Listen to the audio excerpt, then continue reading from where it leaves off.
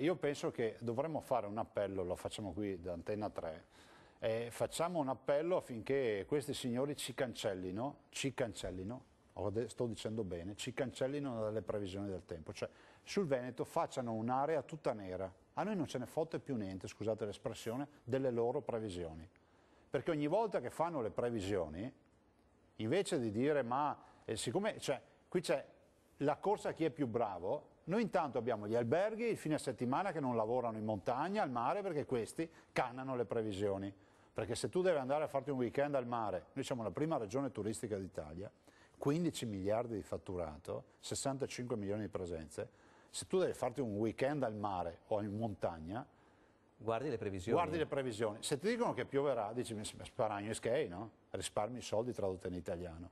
Il che significa crollo del fatturato. E quindi come alternativa cosa propone? L'alternativa è quella di Bernacca, cioè avere previsioni molto macro, finirla con queste robe sempre più puntuali, cioè ormai abbiamo il delirio di onnipotenza. Abbiamo votato, abbiamo assistito all'elezione di un Papa che ha esordito dicendo buonasera, cioè torniamo alla semplicità.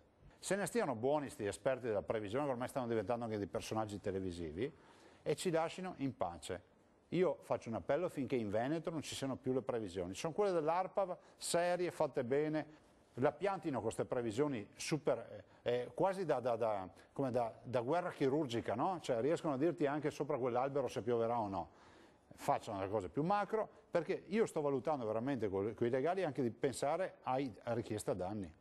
Perché io non voglio tornare alla scorsa estate, quando abbiamo massacrato le spiagge. Noi facciamo 32 milioni di presenze turistiche nelle spiagge venete, con questi signori che fanno previsioni che sono strampalate, chi la spara più grossa è più bravo, che ci fanno vedere nubi che vanno avanti e indietro per l'Europa e non ci capiamo più nulla. Noi abbiamo bisogno di tranquillità. Quindi sta valutando anche un'ipotesi di azione legale? Di richiesta danni se continuano su sto passo. Uomini avvisati e donne avvisate e mezzi salati.